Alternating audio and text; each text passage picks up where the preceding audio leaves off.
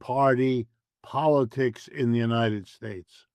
In other words, his difference from the conventional Republicans is very marginal, is very particular, is focused on a very specific aspect. It's not a wholesale rejection, it's not a wholesale departure, none of that. So, what do I mean? The first priority of the Republican Party has always been and is with Mr. Trump to make money for the top 1 to 5% of our people, the corporate executives, the employer class, which the U.S. Census says is 3% of our people, which includes self-employed people, by the way.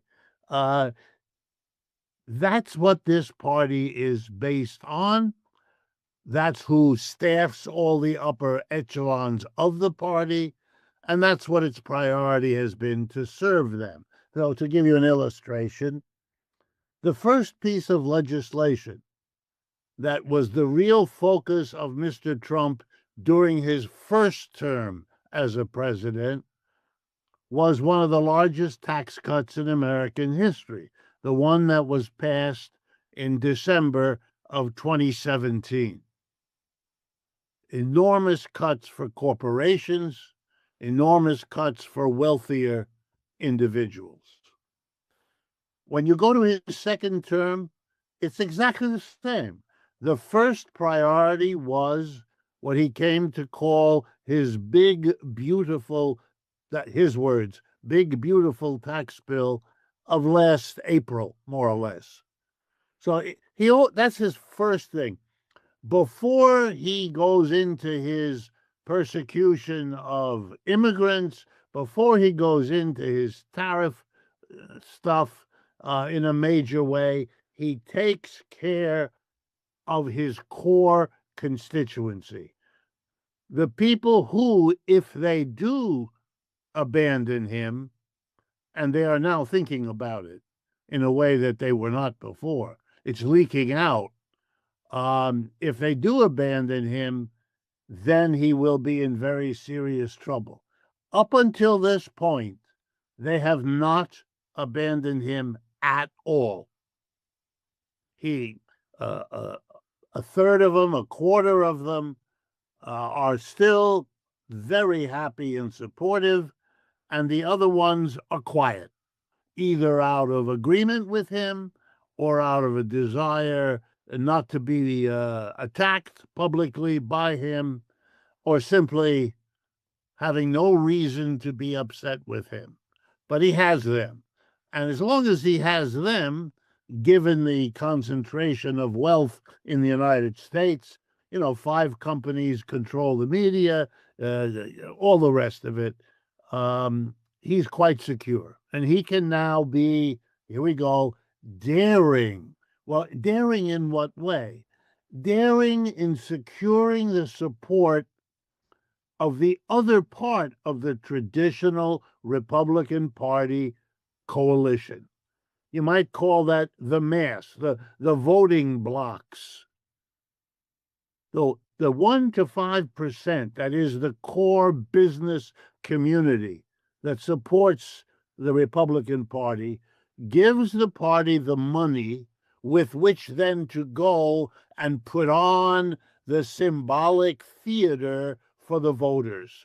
And that theater, which is becoming more expensive, is the ICE, a new army that can go out and hassle immigrants in a very dramatic way and attack brown and black people and kill people in Minneapolis, all of that.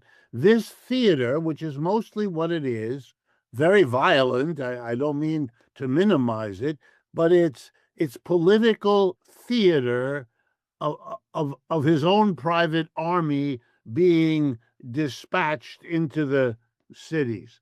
It's not done very well. It has overshot the mark and produced an enormous backlash, which continues in this country, but it is the theater that takes 1/3 of the people who have been persuaded that immigrants are the problem and shows the Republican leader going further than earlier presidents dared to do, both Republican and Democrat. And so he's showing that. Then he shows it in every other way that he can. Lots of bluster to other countries. Tell you whether it's abducting Maduro from Venezuela or, basically thumbing his nose at the Europeans or outrageously dealing with Canada, Mexico, Greenland. I mean, you can see these are theatrics that may or may not involve real risks of war, seizing the ships in the various oceans of the world. The view that, which many of my colleagues have, that he is going to attack Iran in some major way with air power. He will do those things, but those are mostly performative, designed to get the needed voting blocks to vote for him.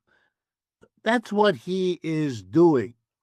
The problem with that for Mr. Trump is, while it is reasonably successful, it got him into the White House, no denying it, and he's holding on to, well, his polling numbers are deteriorating, but he still gets 30%, give or take, maybe 35% support, broadly speaking.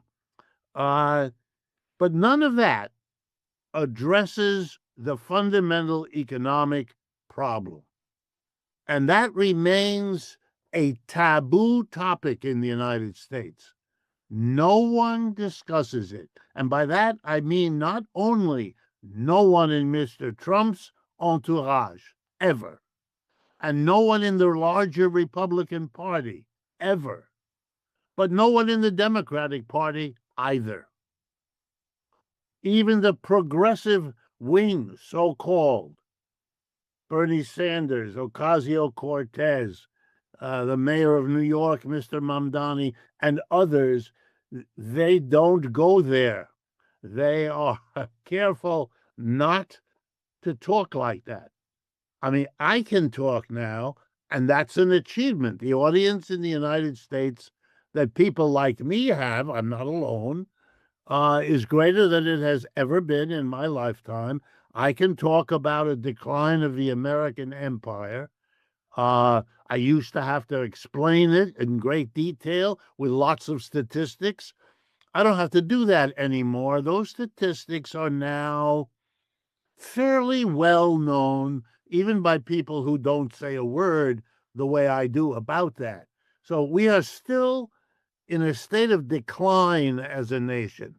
And what that means is the decline continues because basically nothing is done to stop it. So, for example, the fact that for 30 years, the People's Republic of China grows at 2 to 3 times the percentage increase of GDP per year than the United States simply continues. Even in 2025, when growth rates around the world were lower than they have been, still China got its 5%, and we're fooling around at 2%, 2.25%. It's exactly what we have, more or less had all along. The successes of the Chinese simply continue.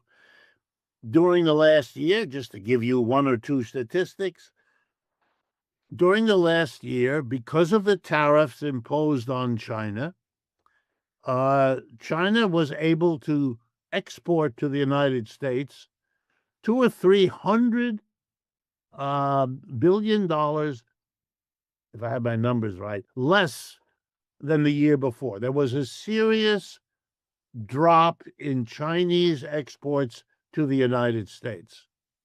But it didn't matter because China exported more to the rest of the world than it lost in selling to the United States, so that at the end of 2025, China was able to announce over $1 trillion in net exports. I mean, it's an extraordinary performance, but it is a screaming demonstration that whatever little leverage Mr. Trump thought he had by hitting China with a tariff didn't work, really was a failure. And the same is true whether he interferes with oil going from Venezuela to China, which it looks like he's going to do, or